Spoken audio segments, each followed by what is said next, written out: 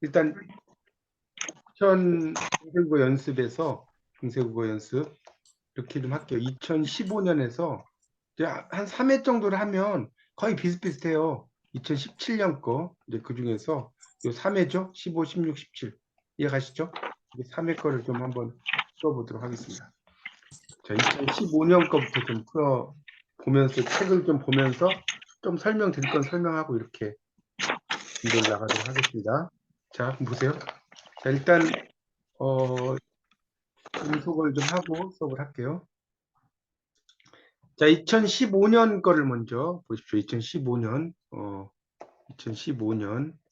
기말 시험입니다. 기말 시험. 자, 2015년 기말 시험, 2015년 기말 시험 중세국어 연습입니다. 자, 보세요. 자, 1번부터 이제 볼게요. 1번부터. 자, 여러분 프린트물 다 출력하셨을 거라고 생각하고 강의하겠습니다. 자, 1번. 훈민정음의 창제 원리에 대한 설명으로 옳지 않은 것은 그랬는데 훈민정음 음절을 초성, 중성, 종성으로 구분했다. 이건 맞죠? 우리가 우리말도 해서 뭐 강 이러면 이렇게 이제 있고 뭐 또는 웅 이러면 이렇게 처음에 나는 소리, 그다음에 두 번째 나는 소리, 끝에 나는 소리잖아. 이게 초성이에요, 이게. 이게 중성, 이게 종성. 이렇게 되는 겁니다. 이것도 뭐 이제 처음, 두 번째 종성 이렇게 되겠죠. 이거 맞고요. 그 다음에 훈민정음의 초성자는 상형과 가형. 이게 맞죠. 상형이라고 하는 것은 그 발음 기관을 본떴다는 거예요. 제가 좀 막 필기하는 건 좀 적으세요. 발음 기관을 본뜬 거예요. 발음 기관.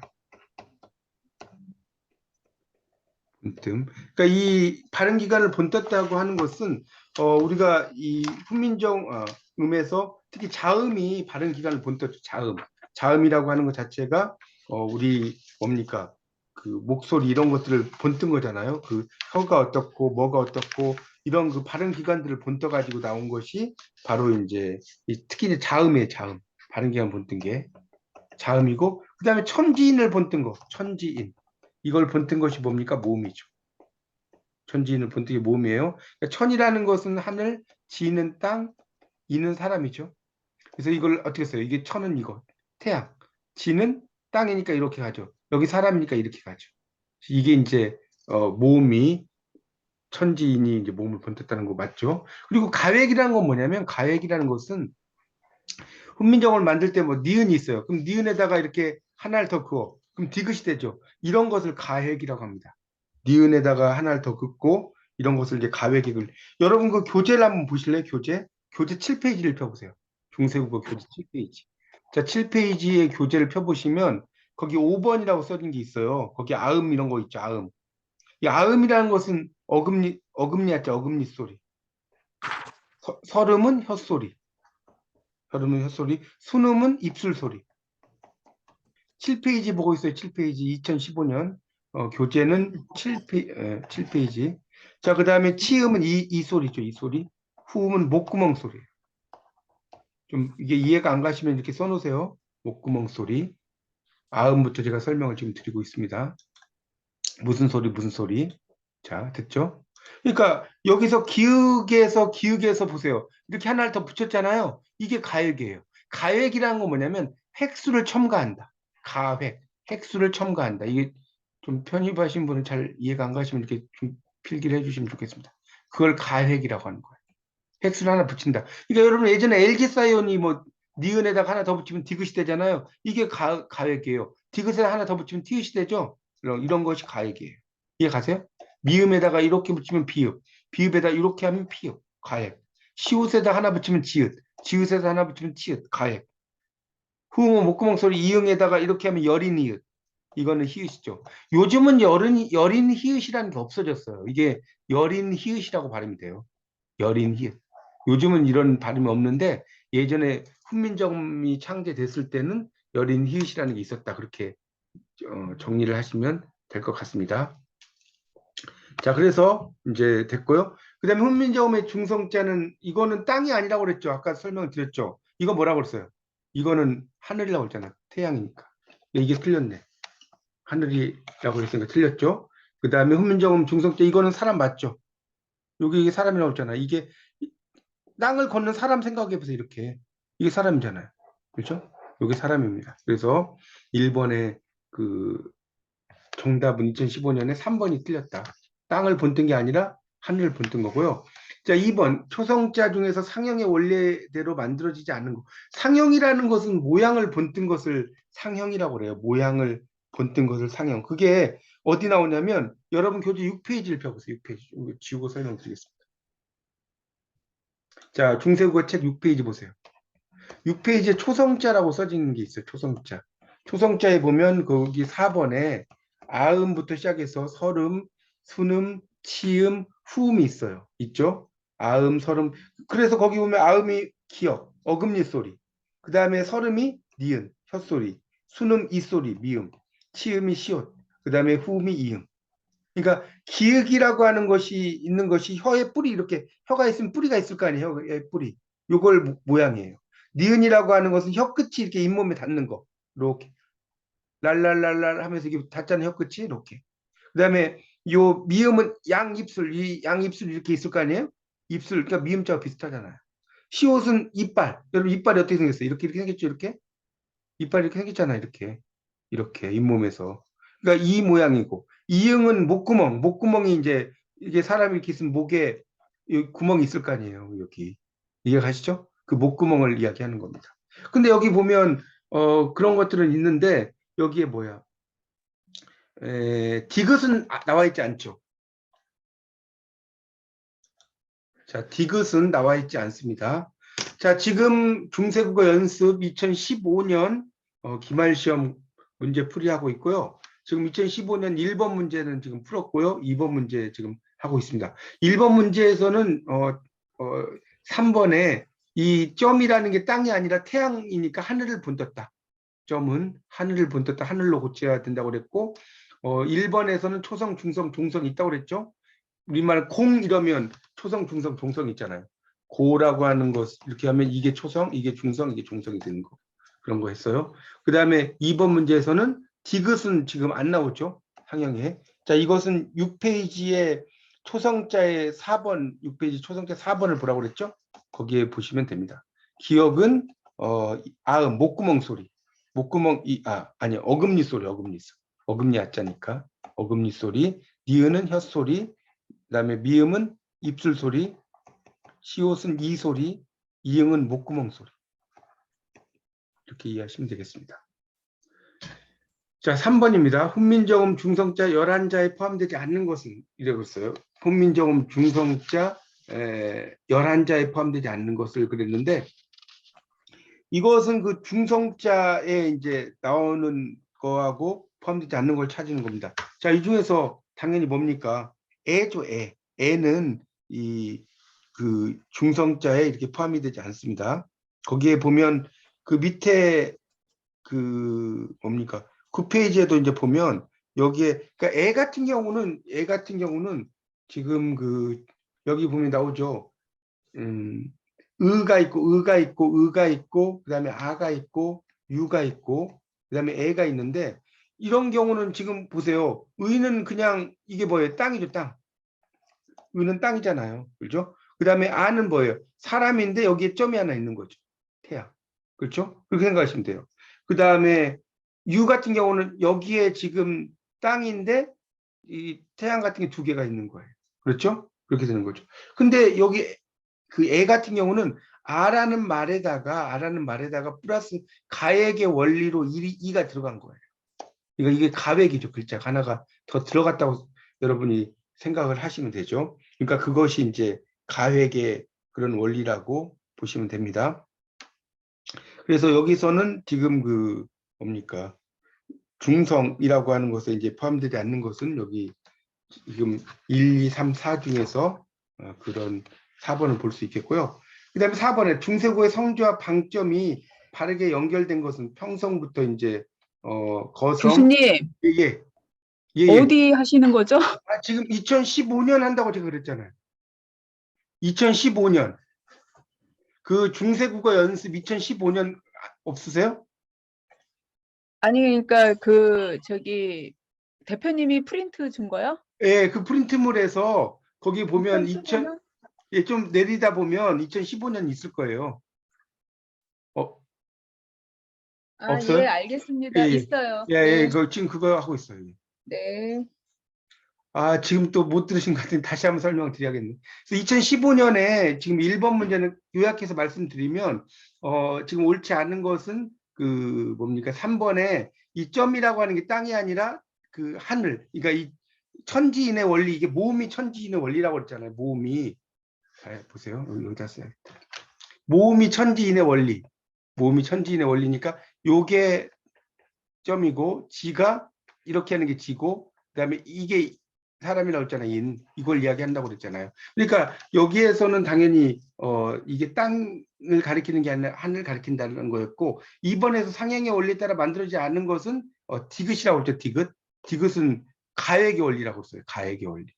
가액의 원리. 왜? 니은이라는 것에 이걸 붙인 거니까. 여기다 하나 더 붙이는 것도 가액의 원리. 이렇게 되는 겁니다. 시옷에다가 이렇게 붙이는 거 가액, 치읓, 이것도 가액. 이거라고 그랬죠. 그러니까 디귿이 아니고, 훈민정음의 중성자에 포함되지 않는 것은 애도 가액의 원리라고 했잖아요. 이거는 사람이라는 것에다가 태양이 있는데 여기다 다시 이걸 붙여놓은 거거든요. 모음, 이걸 하나 더 붙인 거니까. 그렇게 보면 된다고 그랬고, 지금 4번에 중세국어의 성조와 방점이 이제 바르게 연결된 것은 평점은 무점 이렇게 나왔고요. 평점, 그 다음에 이제 그 거성, 뭐 상성 뭐 이런 것들이 쭉 나오고 있죠. 그래서 이런 우리가 이제 평성, 상성, 뭐 거성, 입성 뭐 이런 것들이 이제 교재 그런 게 있는데 그런 것들을 이제 보시면 되겠죠. 그래서 일단은 그 뭡니까 평성이라는 것 자체가 아무 무점이라는 건 뭐냐면 점이 없다는 거예요. 무점이라는 것은 점이 없다. 뭐 이런 이야기거든요. 우리가 평성, 상성, 거성, 입성이라고 이야기할 때 그런 게 이제 점이 뭐 그러니까 요즘에는 그런 것을 쓰지 않는데 옛날에는 평성, 상성 이런 것들 자체에 막 점을 찍었어요. 점을 찍어서 여기에 지금 보시면 평성이 무점 이게 바로 연결된 거죠. 그 다음에 상성, 그 다음에 거성, 병성, 상성, 뭐 거성, 입성 이런 것들이 있거든요. 이게 지금 여러분 교재가 잠깐만 보자. 이게 이제 2020년에 요 교재가 좀 만들어져 가지고 조금 이제 이 페이지 수랑 뭐 이런 것들이 좀 달라진 것 같아요. 근데 이제 어쨌든 여러분 그 교재에 보면 12페이지부터 성조와 방점법이라고 나올 거예요. 교재 12쪽에 보면. 그래서 나오죠. 그래서 이제 그 당시에 우리말의 거성, 상성, 평성, 입성 등의 성조가 존재했고 성조와 방점법 네 번째 줄에 그래서 이제 왼쪽에 표시했다. 이런 걸 방점법이라고 이야기한다고 그랬고요. 그래서 우리말의 평성, 상성, 거성, 입성 예를 들면 평성이고 뭐 이런 것까지 여러분이 아실 필요는 없는데 하여튼 평성이 부드러운 소리. 그 다음에 여기 나오죠. 여기 지금 여러분 교재에 어디 보시냐면 12쪽을 좀 보세요. 12쪽에 지금 나오고 있어요. C번. 11번에 C번을 보세요. 무릇 글자 왼쪽에 한 점을 찍으면 거성이고 두 점을 찍으면 상성이다. 그 다음에 점이 없으면 평성이다. 이렇게 나왔죠? 그 다음에 이제 중국 한자음의 입성은 거성과 비슷하나 우리말의 입성은 일정치 않다. 이렇게 나왔죠? 그러니까 이거는 이제 어떨 때는 뭡니까 평성과 비슷하기도 하고 뭐 이렇게 나오는데 이거는 이제 상황에 따라 달라지는 거죠. 그러니까 여기서는 그래서 이 문제는 아주 쉽게 낸 거예요. 지금 보면 평성이 무점이라고 나왔잖아요. 평성이 무점. 거성은 2점이 아니라 1점이잖아요. 그 다음에 두 점을 찍으니까 여기 상성은 1점이라고 써놨으니까 아니고 입성은 3점이 아니라 입성은 일정치 않다고 나왔잖아요. 13페이지에 거기 두 번째 줄에 보세요. 우리말의 입성은 일정치 않다라고 나오고 있습니다. 자, 그러니까 그걸 보시면 되겠죠. 입성은 3점 이게 틀렸다라고 하는 걸 알 수가 있죠. 하여튼 어쨌든 1번에 이게 답이라는 걸 알 수 있죠.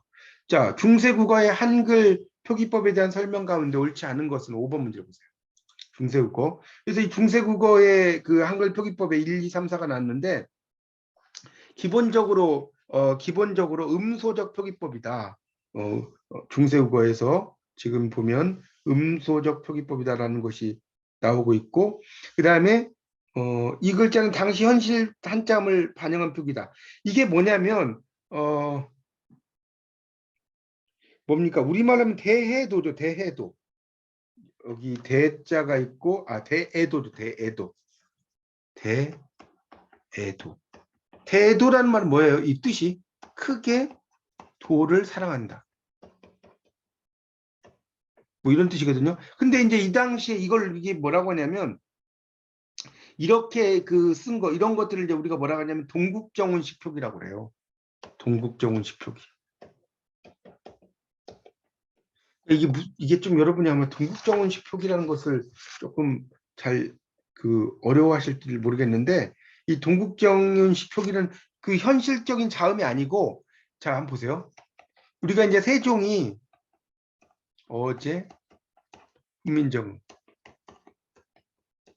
이렇게 되면 요즘에는 음가가 없잖아요. 요즘은 엉 이러면 이게 음가가 있는데 옛날에는 이렇게 쓰면 음가가 없어요. 그리고 이렇게 꼭지점이 있는 게 음가가 있는 거 이게 음가가 있고 요건 음가 그러면 어떻게 쓰냐면 여기다가 이음자를 붙여요. 이렇게 그다음에 훈민정음 같은 경우도 여기다 음가가 있으니까 이음자를 꼭지 달린 이음을 붙여요. 그래서 이거를 생종 엉쟁 이렇게 있는 게 아니라 이렇게 써놓긴 써놨는데 발음은 어제가 돼요. 어제라는 건 뭐냐면 왕이 만들었다. 훈민정음을 왕이 만들었다. 이게 세종 어제 훈민정음이거든요. 이런 걸 동국정운식 한자 표기라고 합니다. 그러니까 여기 지금 보면 이게 지금 당시 현실 한자음을 잘 반영한 표기가 아니라 이거는 중국어적인 표기, 중국어와 가까운 표기라고 보시면 돼요. 거기다 써놓으세요. 중국어와 가까운 표기. 그래서 이게 현실의 그 한자음을 이렇게 그 잘 반영한 표기가 아니라 그런 것들을 이제 그 한자음 표기인데 실제하지 않는 비현실적인 한자음 표기라는 거예요. 그러니까 아까 말씀드렸지만 이 어제라고 하면 써도 되는데 이응자를 붙이는 거 이런 것들이 그런 거예요. 그러니까 여기서도 보면 이게 보세요. 여기 어떻게 썼냐면 때에다가 이응 이렇게 붙였죠. 그다음에 해 이것도 이응 뭐 또도 막 이렇게 막 써놨잖아 이런 거. 이런 건 다 음가가 없는 거 이런 거. 이런 거. 음가가 없다고요. 그리고 이제 때라고 하는 것이 아마 디귿하고 비슷하게 쓰여서 써냈는데 요즘 말로 하면 대애도예요. 대애도. 크게 도를 사랑한다. 이런 뜻인데 음가 없이 그냥 써놓은 겁니다. 그 정도 이해하시면 돼요. 팔종성법은 이걸로 썼다. 맞죠? 기흥린, 디귿, 니은 뭐 이렇게 해가지고 쓴 거 맞고 이것도 맞죠. 월인청강지곡에는 눈의 꿈을 담아둔 것 같은 분철 표기가 나타나기도 한다. 이 월인청강지곡이라고 하는 것은 이제 그 뭡니까? 이게 그 달이 1000개 강에 뜬다는 거니까 이거는 부처님의 대자대비함을 나타낸 건데 이게 세종 당시의 표기는 이런 게 있다고 그랬죠. 연철이 있고 분철이 있고 중철이 있어요. 연철이라고 하는 건 이어쓰기예요. 이어쓰기. 이건 쉽죠. 꽃이 하면 꽃이 이렇게 생긴 연철이에요. 이렇게 쓰는 거. 분철은 꽃이 하면 꽃이 이렇게 쓰는 거. 꽃이 이렇게 써요. 이런 것이 분철이고 중철 같은 경우는 꽃 이러면 여기 치읓이 있잖아요. 그럼 한 번 더 쓰는 거예요. 이렇게 2번 썼어. 이걸 중철이에요. 그러니까 여러분 이 꽃이를 가지고 이해를 좀 하시면 쉬울 것 같아요. 그래서 이걸 이어쓰기, 이건 나눠쓰기, 이거는 뭐 겹쳐쓰기 이렇게 표기를 하는데 요 훈민정음 당시 그 특히 이제 월인청강지곡을 만들 당시에는 여러 개 뭐 분철과 연철과 중철 이런 것들이 같이 섞여서 있었다라고 이해하시면 됩니다. 그러니까 여기서 여러분 그 문제가 지금 나올 때 월인청강지곡에는 이렇게 눈에 꿈을 담아둔 것 이게 다 분철이잖아요. 이게 만약에 연철이 되면 어떻게 됐어요? 연철되면 눈에 그다음에 물 그다음에 다 마가 되겠죠. 여기 연철이 여기. 잘 모르시면 이렇게 써놓으세요. 이게 연철입니다. 이런 것들도 사용이 됐지만 분철도 사용되었다는 거예요. 이렇게 이해하시면 될 것 같고 6번에 보면 중세국어 한글 문헌 자료에 대한 설명으로 옳지 않은 것은 그랬는데 자 보세요. 중세국어의 문헌 자료는 출판 여부에 따라서 간본과 사본. 그러니까 사본은 베껴 쓰는 걸 말하는 거죠. 베껴 쓰는 거. 간본은 간행됐다는 뜻이에요. 이 간이라는 게 출간할 때 요즘 그 간자입니다. 간, 사. 이건 베껴 쓴다. 베끼다. 이건 출간할 때 간자. 그러니까 간본과 사본이죠. 중앙에서 간행된 자료는 지방에서 간행된 자료보다 오자가 적다. 이건 뭐 상식적으로 그러겠죠.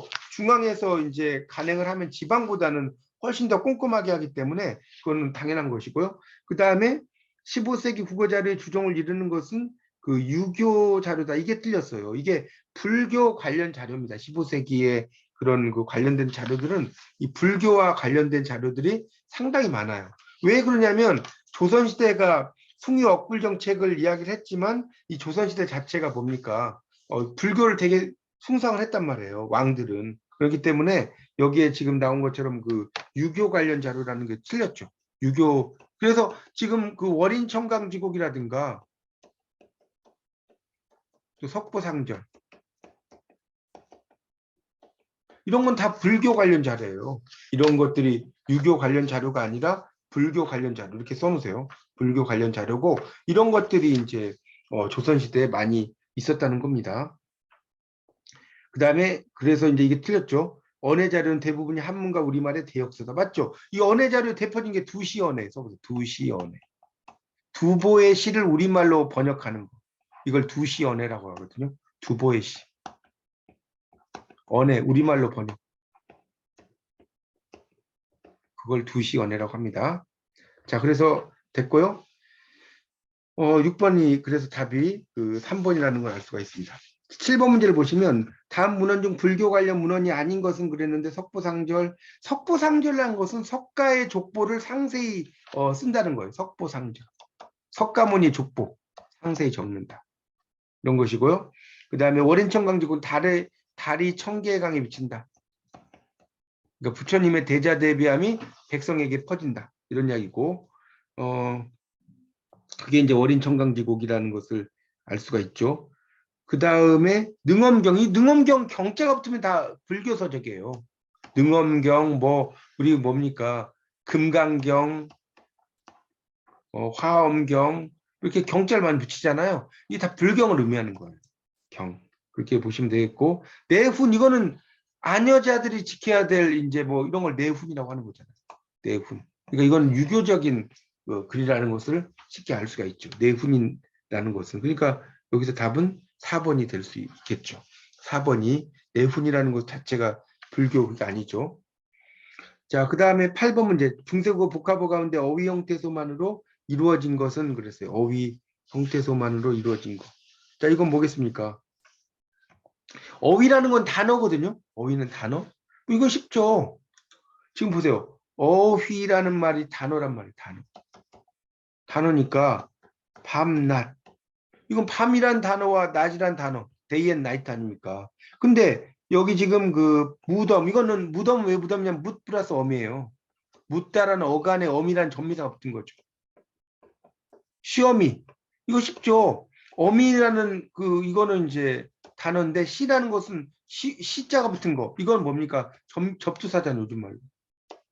그렇죠? 돌아오다라는 것은 시어미. 그다음에 날개. 날개라는 건 날다라는 어간이라는 것에다가 이 개가 붙은 거예요. 이건 전미사예요, 전미사.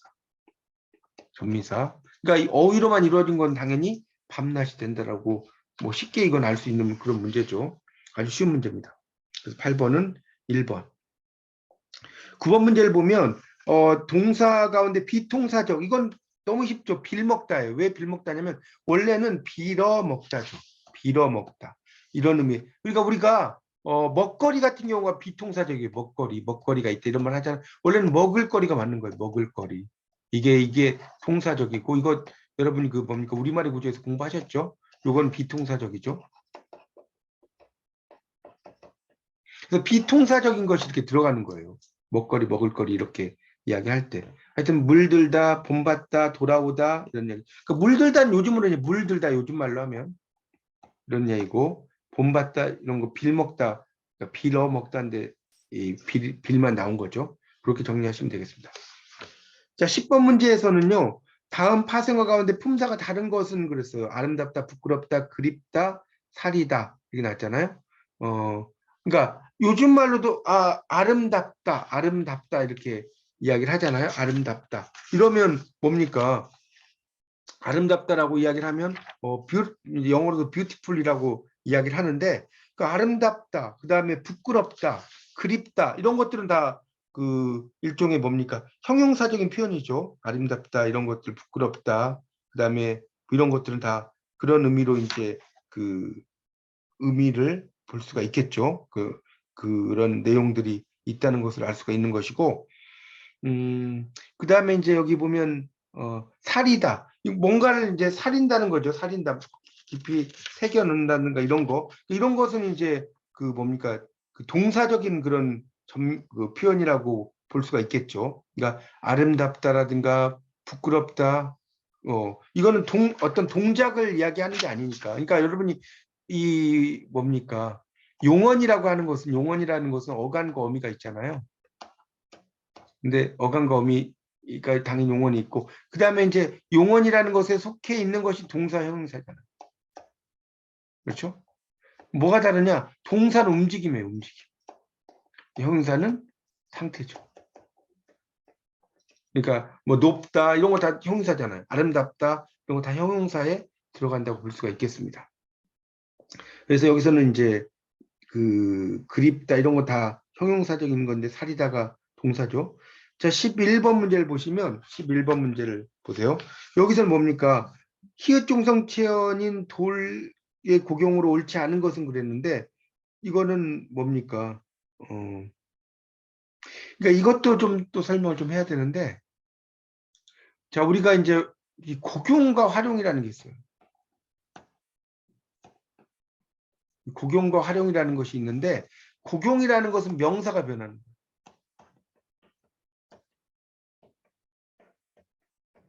이 활용이라는 건 형용사나 동사죠. 형용사나 동사가 변하는 거. 입니다. 그러니까 여기 지금 보면 자, 1번, 2번, 3번, 4번이라고 나왔는데 히읗 종성체언이라고 하는 것이 이제 막 나오는 겁니다. 그러니까 히읗 종성체언이라는 것은 히읗을 달고 다닌다는 거예요. 히읗을 달고 다니는 것을 히읗 종성체언이라고 이야기를 할 수가 있어요. 그것을 이제 히읗 종성체언이라고 할 수 있는데 돌과 같은 경우는 어떻게 되냐는 거죠. 돌과 같은 경우는 여기 보면 보세요. 2번 같은 경우는 몸이 소드라 돌에 들으시니 돌해라는 게 돌해예요. 돌해라는 게 돌해 이런 의미로 쓰인 것이고 그 다음에 운모난 돌비늘이니 그 다음에 운모라는 건 이제 돌비늘이라는 거 돌의 비늘이니 이런 의미로 쓰인 것이고 그러니까 그다음에 돌이 있는 뭐 그런 것을 돌석이라고 하겠죠. 이런 식으로 이제 이 단어 자체가 이렇게 바뀌는 것들이 있어요. 바뀌는 것들. 여러분 그 교재를 한번 보세요. 교재를 보시면 어디야? 53페이지를 보세요. 53페이지에 보면 이제 명사의 비자동적 교체라고 해가지고 이제 나무, 노라, 그러니까 나무는 나무죠. 요즘 말 나무, 노라는 노루고 동물, 마라는 이게 이제 그 뭐랄까 마루의 마루 요즘 말로 마루, 아사는 아우 이런 것들이 이게 변하는 걸 이야기하는 겁니다. 그래서 나무 같은 경우가 이제 나무로서의 나무 이렇게 쓰이는 거거든요. 나무 이런 식으로 쓰이는 건데 돌 같은 경우도 이제 그런 어떤 그 표현의 단어라고 볼 수 있어요. 그러니까 예를 들어 나무 같은 경우가 나무에 이러면 어떻게 되면 이게 남기가 돼 남기 이런 식으로 바뀌어요. 이렇게 이런 것들을 이제 명사가 변하는 그런 어떤 형태라고 볼 수가 있겠습니다. 그래서 여기서 이제 돌과 이렇게 나왔을 때 돌 히읗 여기서는 지금 돌이라고 하는 것인데 보세요. 돌해 이거는 돌 히읗이 이제 들어가 있는 것이고 돌석에서는 지금 그 뭡니까 히읗이 지금 빠졌고 돌 비할 때는 도에다가 그 시옷이 들어가 있고 여기는 시옷이 들어가 있고요. 돌과 이럴 때는 이게 이제 돌 다음에 이게 히읗이 있고 뭐 기역이 있어서 이게 아마 돌과라든가 이런 식으로 요 돌과라고 써 있지 않습니까? 요게 지금 바뀌어야 되는데 좀 잘못된 거죠. 돌과 이렇게 써놨으니까. 자, 12번 문제에서는 중세구에서 나무를 뜻하는 단어에 대한 설명으로 옳지 않은 거. 아까도 나무 제가 말씀을 드렸죠. 이거는. 그래서 보십시오. 여기서 나무에서는 단독으로 사용되거나 자음으로 사용되는 거 앞에는 나무다. 나무 맞죠? 그 다음에 모음으로 시작되는 조사 앞에는 남기역. 남기. 아까 나무에 할 때 남계라고 했죠. 남기. 기억나죠? 남기역 이렇게 하는 거. 그러니까 이거는 이게 모음이잖아요. 이게 모음. 나무에 요즘 말로. 나무에란 뜻이거든요. 그러니까 이거는 남기역이 맞고요. 그 다음에 나무와 보세요. 그런 의미가 있고 그다음에 나무와 남은 상보적 분포다. 맞죠? 상호 보충적이라는 거예요. 상호 보충적. 상보적이라는 게 상호 보충적이라는 뜻이에요. 우리가 지킬 박사와 하이드가 있잖아요. 지킬 박사 하이드. 이거 제가 편입하시는 분은 잘 모르시겠지만 지킬 박사일 땐 하이드가 아니에요. 하이드일 때는 지킬 박사가 아니죠. 이걸 상보적 분포라고 이야기하는 겁니다. 그렇죠? 우리가 흙이라고 할 때 흙을 이럴 때는 흙을이라고 발음하잖아요. 근데 흙 다음에 만자를 붙이면 이게 발음이 어떻게 돼? 흙만이 되네. 흙만. 흙만으로 발음돼. 이건 흙을로 발음돼. 그러니까 이 흙만으로 발음될 때는 흙을이 안 되고 흙을로 발음될 때는 흙만이 안 되죠. 이런 것을 뭐라고 하냐면 상호 보충적 분포. 줄여서 뭐라고 한다? 상보적 분포라고 하는 겁니다. 이렇게 이야기하는 거죠. 그렇죠? 그런 의미로 이제 볼수. 그래서 이제 나무와 남은 한 형태의 소의 이형태소로 보기 어렵다. 이형태소로 보기 어려운 게 아니라 이형태소죠 이게. 이형태소. 이형태소라는 것은 다른 형태소. 다른 형태소. 이것을 이형태라고 하는 겁니다. 다른 형태소. 그러니까 형태소가 달라졌죠. 그러니까 이형태소라는 것을 알 수가 있죠. 자, 그 다음에 13번에 중세국어에서 주격조사의 결합형이 옳지 않은 것은 그랬는데 셈이 깊은 물은 그다음에 붙여 이렇게 났죠. 이거는 뭡니까? 셈이는 원래는 셈 이가 되겠죠. 이거를 이제 셈이라고 썼어요. 그러니까 이런 걸 뭐라고 한다고 그랬지 아까? 제가 연철. 요즘 말로 셈, 우물, 셈이죠. 붙여 목련이 다려 니르샤다 이렇게 나왔어요. 붙여 이게 뭐냐면 붙여 이에 붙여 그러니까 이거는 붙여 플러스 이에요. 그러니까 이게 요즘 말로 붙여가 이는 뭐다? 주격조사다. 이는 주격조사죠. 붙여 이 붙여가 주격조사입니다. 그 다음에 청연화가 나며 이렇게 나왔고요. 내해 달이 없도다 이렇게 나왔어요. 내해 달이 없도다 이런 이야기죠. 그러니까 여기에서는 지금 여기에서는 뭘 지금 의미하는 거냐면 지금 뭘 의미하냐 딱 보니까 3번이 틀렸어요. 왜 3번이 틀렸느냐? 그걸 알아야 돼요, 여러분이. 왜 3번이 틀렸을까? 지금 가가 있잖아요. 지금 그 중세 국어일 때는 가가 없어요. 가가 없어. 이런 말이 없어요. 그러니까 무조건 이에요. 아까 되어 있잖아요. 요즘 말은 붙여 가잖아요. 요즘 말로는. 근데 옛날에는 붙여를 붙여라고 했거든요. 그 다음에 가가 없으니까 이렇게 쓴 거예요. 그러니까 이걸 붙태라고 안 읽고요. 붙여이라고 읽어요. 붙여이. 붙태 이렇게 읽지 않고 붙여이. 이게 족격조사 이. 이런 의미로 쓰인 거거든요. 그러니까 지금 가라고 하는 것이 나온 것이 잘못됐다는 겁니다. 그렇게 정리하시면 될 것 같고 14번은 A, B의 속격조사 결합형을 순서대로 옳게 적은 것은 그랬는데 사람 뜻을 거스디 아니하노니 나왔고요. 또 화이는 세존 실력으로 뭐 이렇게 쭉 나오고 있어요. 그러니까 여기서는 이 중에서 뭐겠습니까? 이 중에서 쭉 보시면 1, 2, 3, 4가 이렇게 그 속격조사의 결합형이 옳은 것은 그랬는데 자 결합형이 옳은 거 사람의 뜻을 그러니까 사람의 뜻을이라는 의미잖아요. 그러니까 사람의 뜻을 그 다음에 그러니까 여기서는 4번에 보면 사람의가 됐죠. 사람의 그러니까 사람이라는 것하고 요게 합성어가 됐는데 이게 다시 연음 법칙이 된 거잖아요. 이해가시죠?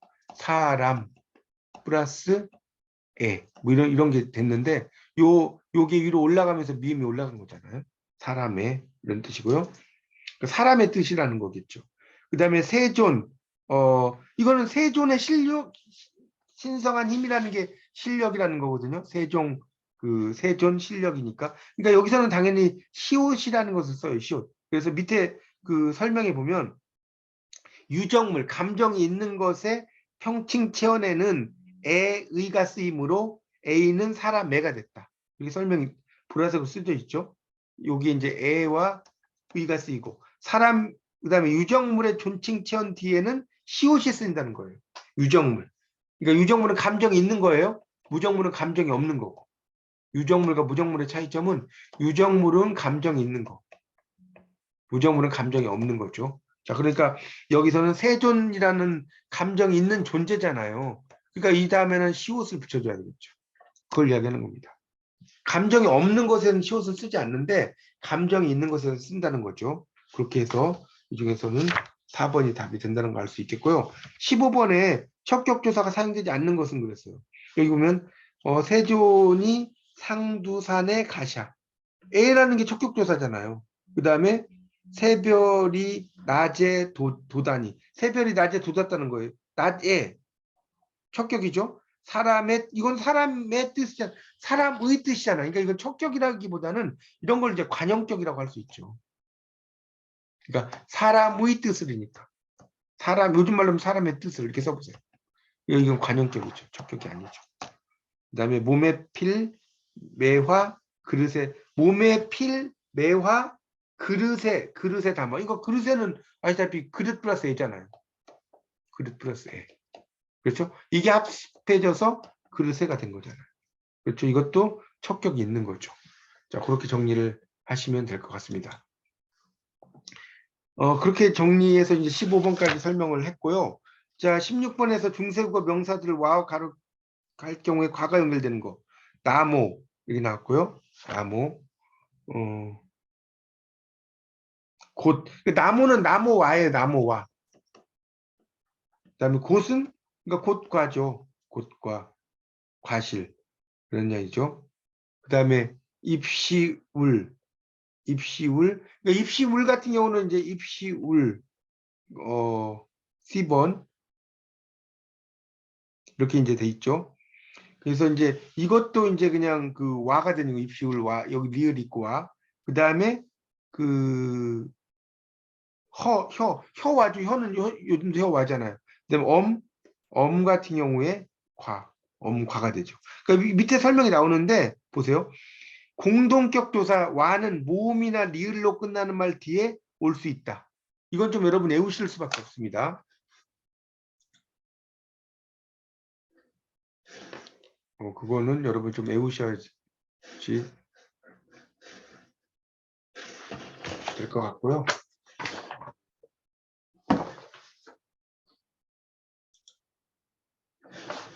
잠깐만.